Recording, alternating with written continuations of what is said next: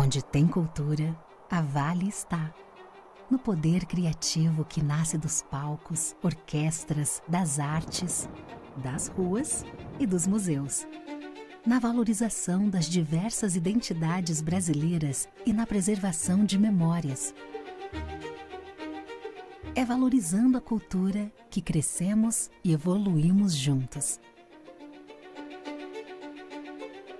Instituto Cultural Vale. Ministério da Cultura e a Associação Casa Azul apresentam 22ª FLIP, Festa Literária Internacional de Paraty.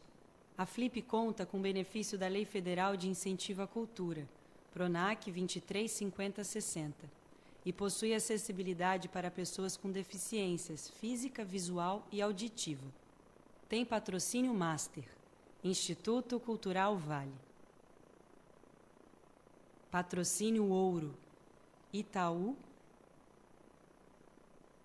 CCR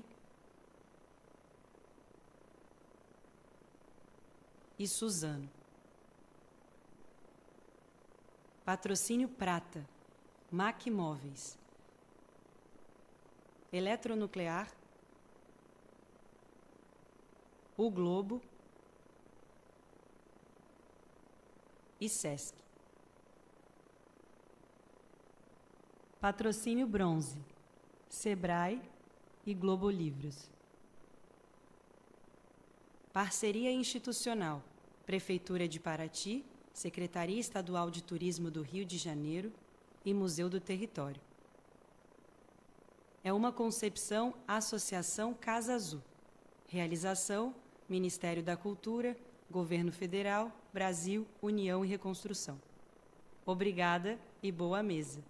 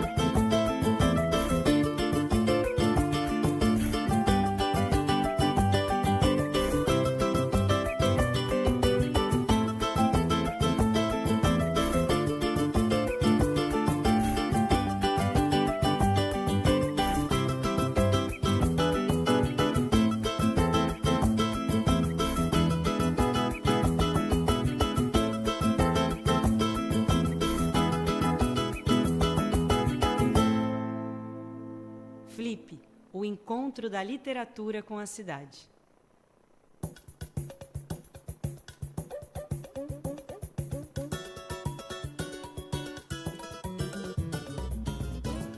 Então, eu comecei a fazer artesanato há 34 anos atrás.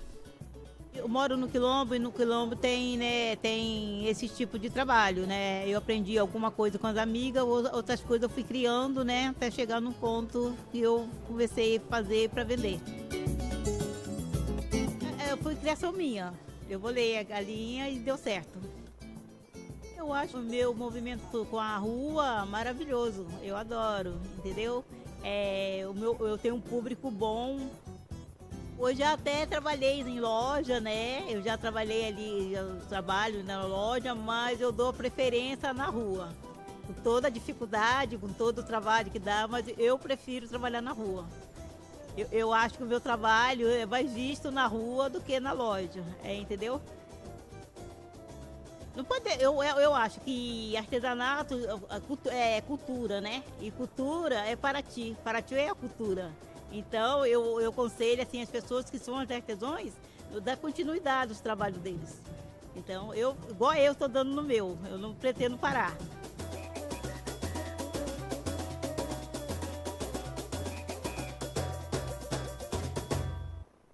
FLIP, o encontro da literatura com a cidade.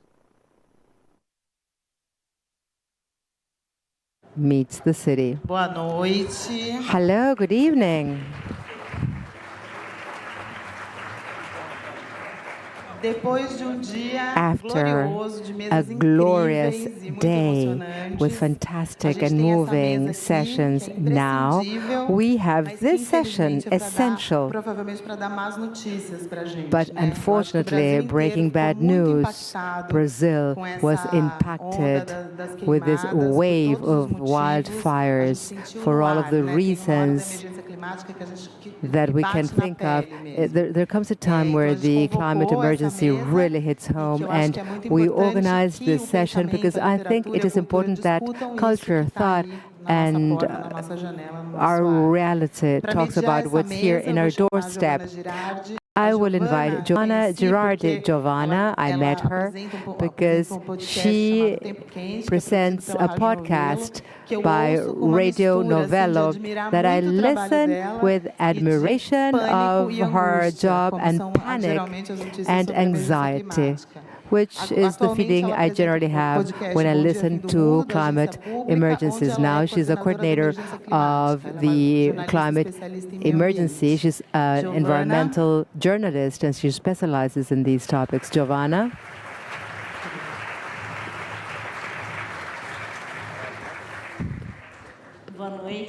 Hello, good evening. It's great to see you all, a full house in the tent, Saturday night at this hour to talk about such a difficult topic. As Anna mentioned, we will talk about fire, but from the eyes of those that are there, witnessing what's going on, fighting fires. So today we'll have Txai, Suruí, and Pablo Casella. Come on in, Txai. Come on in, Pablo.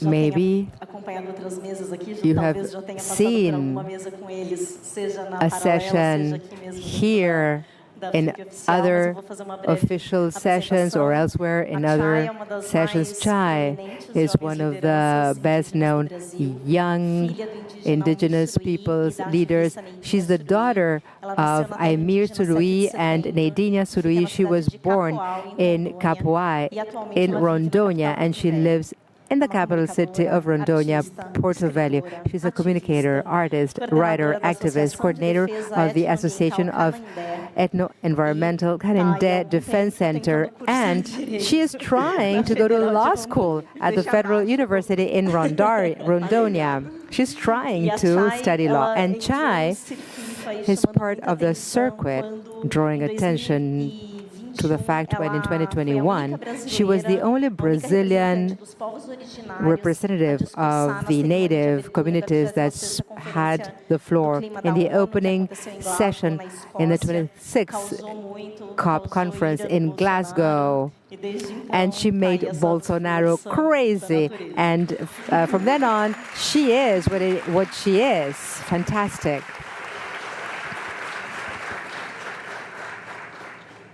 Pablo Casella is an environmentalist, an environmental analyst at Chico Mendes Biodiversity Conservation Institute, ICM Bio, from the national government for 20 years, has been part of the administrators of the National Park of Chapada Diamantina in Bahia, and now he works at the Serra das Lontras in the south of Bahia. And I was joking that he switched the Cerrado area for the rainforest and launched his debut novel, Counter Fire, to the Via Publishing House, that narrates with regional orality the struggle of a voluntary group of firefighters at the Diamantina Chapada against a wildfires that devour the area relentlessly.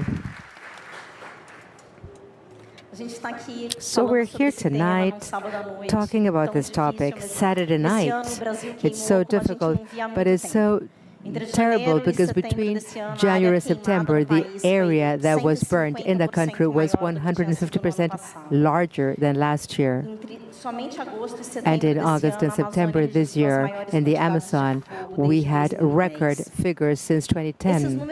And these figures are shocking. But the most eloquent thing is what made all of us feel it in our skins. Even here in the southeast, in our eyes, our nostrils, with the smoke in the city, and we couldn't see the sky. But the most worrying thing is that the news are that important. Why? Because it got to the southeastern part of the country. Porto Velho, where Txai lives, suffers with the smoke of these wildfires since forever. In September, 18 days had quality of the air that were dangerous, and the number of wildfires there hit record numbers and record temperatures with more than 40 degrees centigrade. And on the other hand, Madeira River has hit the lowest flows ever with the droughts. So we're trying to warn the world, alert the world on what is going on in the Amazon. And somebody based his fiction novel on real stories and telling us how it is to fight against these wildfires at Cerrado region. So Txai, how it is to live in the front line of these wildfires. Kanatenge, good evening. To talk with you tonight, first of all, we had lunch together with Pablo, and he was a little concerned about the dynamic today. We don't want anybody to feel depressed after our session, so we decided to talk about our ancestry, about the future as well. And before being here, I've talked so much in this festival. I said, oh my God, I'm concerned. What am I going to say that's new? I don't want to repeat myself. But I was behind the church. I don't know whether church is, but somewhere behind the church, somebody gave me this gift. It's a Guarani token to give me strength to carry on and fight for our people.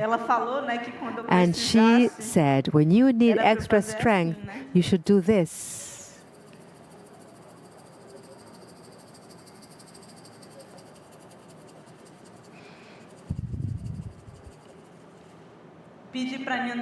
And ask Nyanderu to give me strength so that the word of the forest can come out from my mouth to you tonight.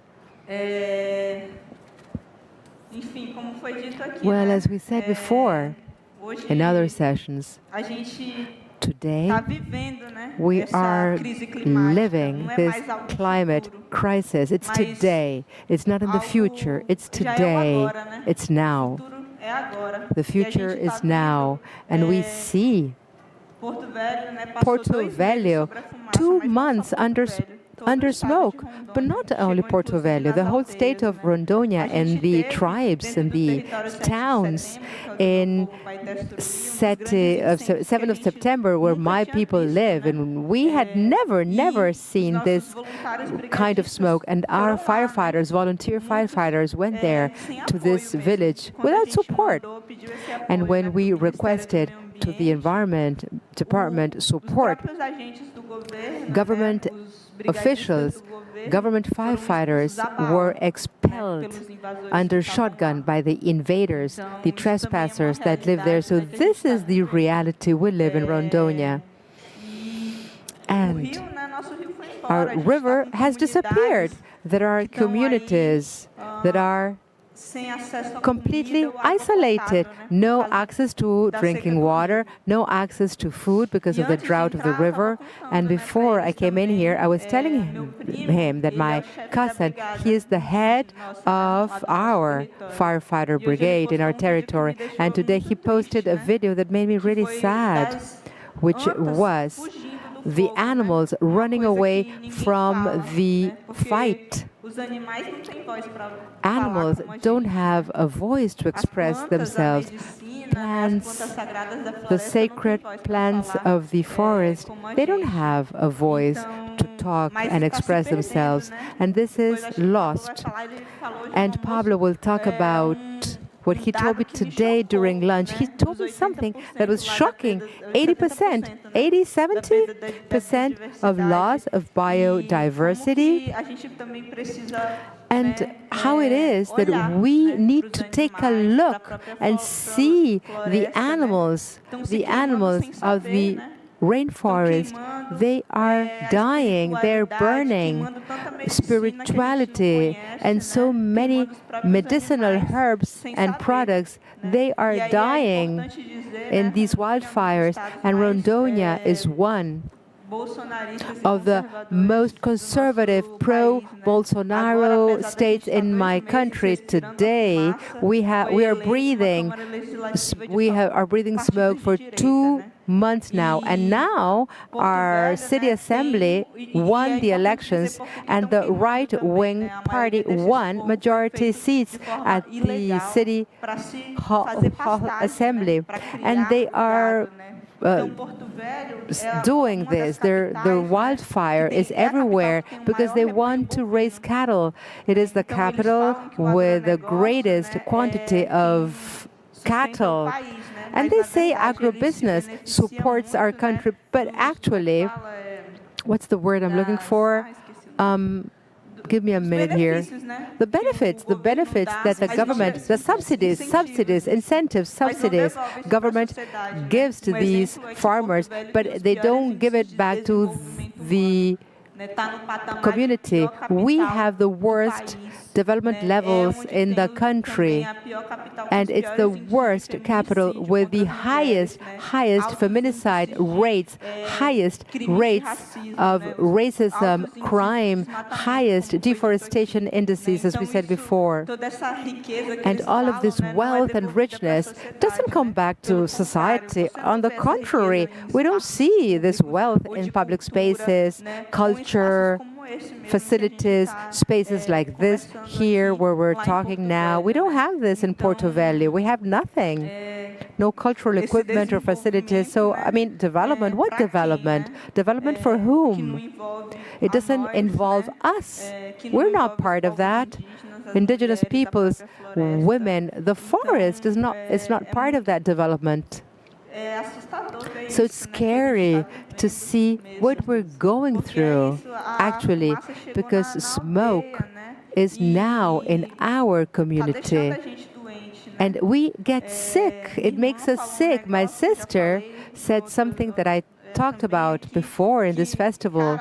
She said, I mean, the smoke is killing me. My nephew was born 3 months ago. During 2 months, we were breathing smoke every single day. And we are few, but we are resistant, we are resilient, and we demonstrated against these wildfires. We demonstrated against the violence that exerted against the indigenous peoples here in Brazil, as was the case in São Paulo, demonstrations in Belém, demonstrations in Porto Velho, and we talked, everybody talked and expressed their ideas. And my sister talked about that. She said that my nephew was born and he hadn't yet breathed pure air. It was a wound in my heart because she doesn't call me auntie, she calls me mom. We don't have uncles, we have dads. It's my son, my nephew is my son. He was born 3 months ago and he could never breathe. So far, he has never breathed clean air, pure air. We need to think about this. It's a fact. It's something that we know. The problem is not to talk, it is to be heard. We need to be heard. We, as indigenous peoples, have talked about this forever and ever, the consequences of treating nature as we do, just as a natural resource. I mean, the environment is environment because we mistreat our environment. It is not half of an environment. We are part of the whole.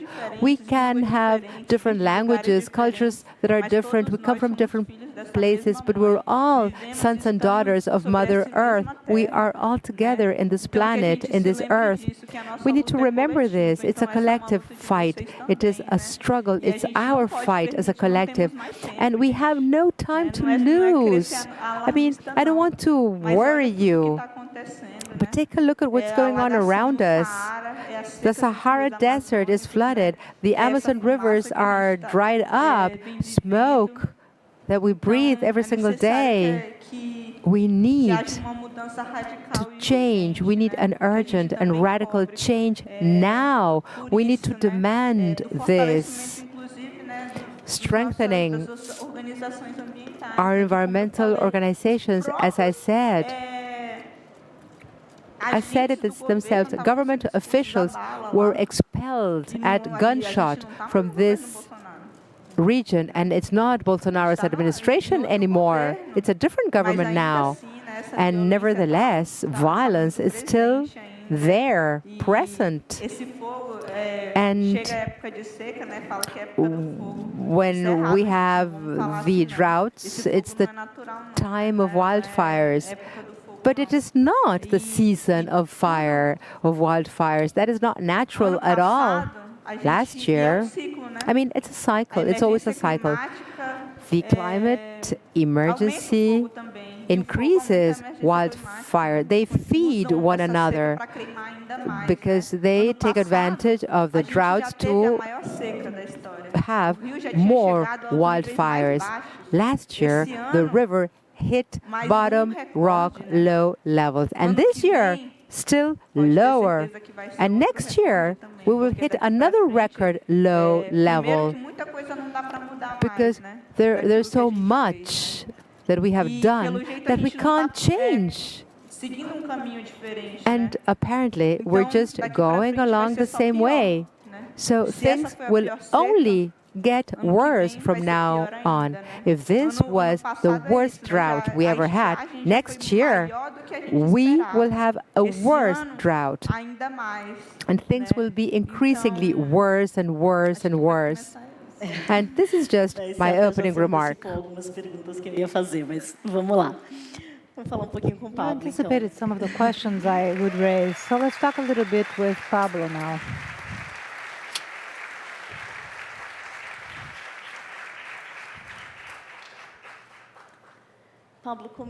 Pablo, as I said in the beginning, your book also brings important reports on how you've been acting in the front lines. You were talking about when you are confronted with fire, there's this moment that is the decision, what path will we take, what are we going to do first? Do we have to go back? Do we have to go forward? Should we wait a little bit? And you use impactful words, such as you compare. I'm talking you, but it's fiction. His main character, to me, is Pablo, so I know it's not you. So. Anyways, Deso, your character, you compare him to a dragon. And in the beginning, he says, the fire loves the flesh of a hero, just to show that you can't be very emergency. You can't just run towards the fire. You have to think about it. You have to respect but not be afraid. And then you even say, that Deso was fighting the fire and that was not loyal. It was just too easy. But then something said that I was not doing the right thing. I wasn't being loyal. And I compared to the dragon, but it is a fighter. And then he says, the dragon seemed to be tired. So there are different examples, and it's interesting But I just wanted to talk about another one. When you see that you are inside a whirlwind, of course, I was surrounded by a whirlwind, and it was turning around me, right above the fire, bringing the fire upwards and to the sides until they would come together. I was inside a corral of shining fire. So, what does it mean to fight fire? Good afternoon, good evening, everyone. It's such an honor to be here with Giovana and Txai. Thank you for the invitation. I'm not the character. This is not self-fiction. But I lived for many years with people that did inspire this character. For a certain moment of myself in the Chapada region, I also had to fight. I was side by side, so I was a witness, sometimes firsthand, sometimes people would report to me things that I talk about in the book. So it's as if these stories are mixed and matched, but it's not about me. This is a fiction, a work of fiction, but it has as a backdrop a sort of documentary style. In the beginning, when you were reading, I thought about talking about this. The book will try to illustrate a reality halfway there, an interface between the urban people and the First Nations, those who are very close to this still natural environment, but a bit of a rural environment. They are in this interface of a connection with their environment. And as an interface, they have a certain delivery on behalf of this territory, also at the same level. This is something that surprises us as urban dwellers when we see this kind of action. But this is, we would fully understand if we would look into what the native population would do in their connection with the territory. And part of this is seen by collectiveness of the life in a community. So, this whole idea that the fire doesn't love the flesh of the hero is just a tip. People shouldn't do this alone. It's dangerous. Unfortunately, we had 3 firefighters dying in these last 2 years, and they died firefighting. So it is a very risky activity. But above all, in order to convey this message that it is a collective action, something that all of us in a more urban environment are distancing ourselves from.